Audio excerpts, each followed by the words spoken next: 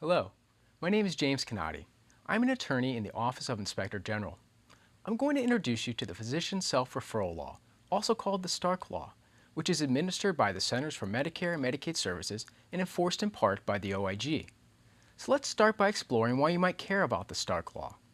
Well, violations of the law lead to significant penalties. An entity that submits a claim to Medicare in violation of the Stark Law owes back the entire amount of the claim, even if the patient got the services and the services were medically necessary. Parties that knowingly submit or cause these claims to be filed are also subject to False Claims Act liability, civil monetary penalties, and program exclusions. For example, a physician paid the government $203,000 to settle allegations that he violated the Stark Law for routinely referring Medicare beneficiaries to an oxygen supply company that he owned. To help make sure that your organization doesn't end up like that physician, I'm going to provide you with some background about the Stark Law. Keep in mind that the Stark Law is just like any other law and that the details are extremely important. I would encourage you to review the statute and the related regulations or to contact your healthcare legal counsel if you have questions following this overview. Let's get started. What's the purpose of the Stark Law? The Stark Law is intended to prohibit improper referral relationships that can harm federal healthcare programs and program beneficiaries. Improper referral relationships can lead to overutilization, increased costs, and corruption of the medical decision-making process. The Stark Law accomplishes this purpose by prohibiting a physician from referring Medicare patients to certain entities with which the physician or an immediate family member has a prohibited financial relationship. The law also prohibits those entities from submitting a claim. Now that you know about the purpose of the law, how do you figure out if you violated it? Fortunately, you can perform a fairly good Stark Law analysis by asking yourself three basic questions. Question number 1.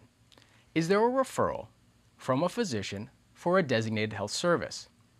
Generally speaking, a referral is a request by a physician for an item or service payable by Medicare or Medicaid. There are a number of designated health services, including hospital services and clinical laboratory services. You can find a list of all the designated health services in the Stark Law regulations.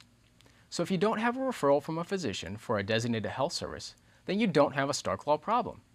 But if you have each of those elements, then you need to go on to question number 2, which is, does the physician or their immediate family member have a financial relationship with the entity providing the designated health service?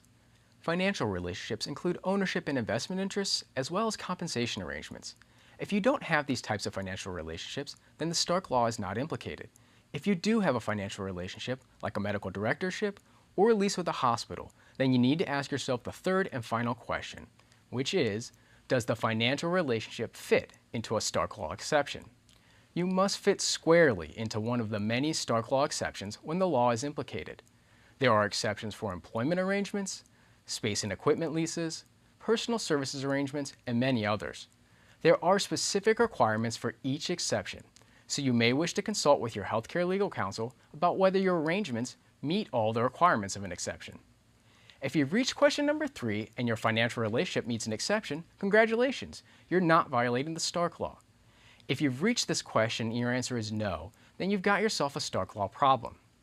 We don't want anyone to have Stark Law problems, so be sure to consider how the law might apply to your financial relationships.